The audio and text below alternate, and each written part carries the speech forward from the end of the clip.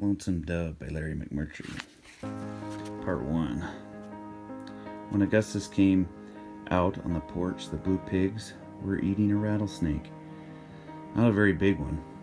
It had probably just been crawling around looking for the shade when it ran into the pigs.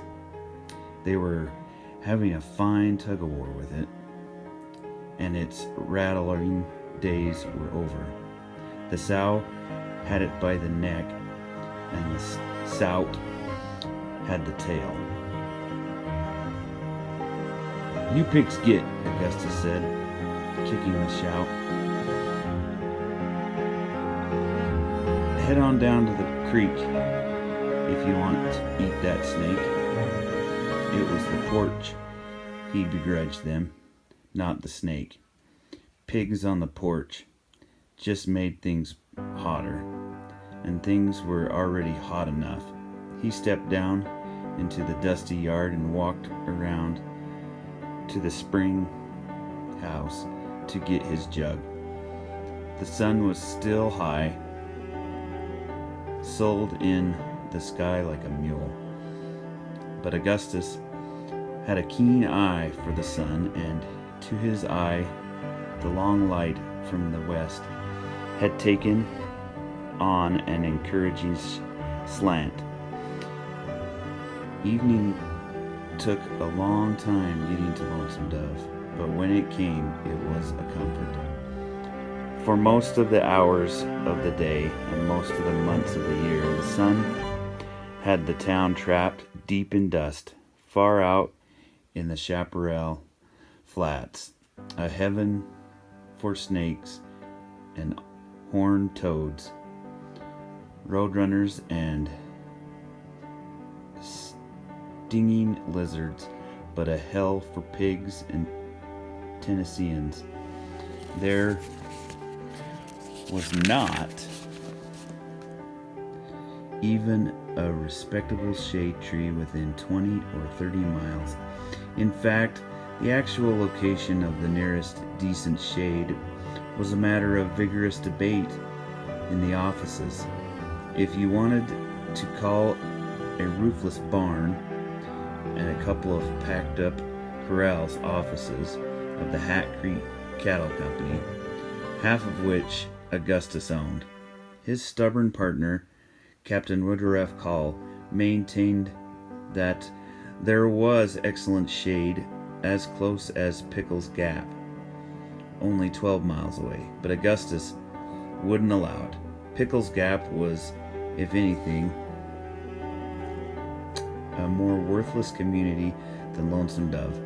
It had only sprung up because a fool from North Georgia named Wesley Pickles had gotten himself and his family lost in the mosquitoes for about 10 days.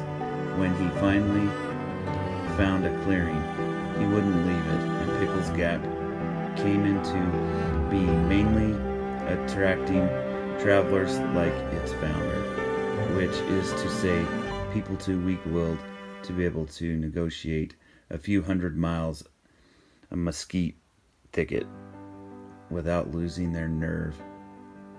The spring house was a little lumpy abode building, so cool on the inside that Augustus would have been tempted to live in it had it not been for its popularity with black widows, yellow jackets, and centipedes. When he opened the door, he didn't immediately see any centipedes, but he did immediately hear the nervous buzz of a rattlesnake that was evidently smarter than the one the pigs were eating. Augustus could just make out the snake, coiled in the corner, but decided not to shoot it. On a quiet spring evening in Lonesome Dove, a shot could cause complications. Everybody in town would hear it and conclude either that the Comanches were down from the plains or the Mexicans up from the river. If any of the customers of the Dry Bean, the town's one saloon, happened to be drunk and unhappy, which was very likely, they would probably run out into the street and shoot a Mexican or two, just to be on the safe side. At the very least, Call would come stomping up from the lot, only to be annoyed to discover it had just been a snake. Call had no respect whatsoever for snakes, and for anyone who stood aside for snakes, he treated rattlers like gnats, disposing of them with one stroke of whatever tool he had in hand. A man that slows down for snakes might as well walk, he often said, a statement that made about as much sense to an educated man as most of the things Call said. Well, Jim, hope you had a good birthday. Happy birthday, buddy.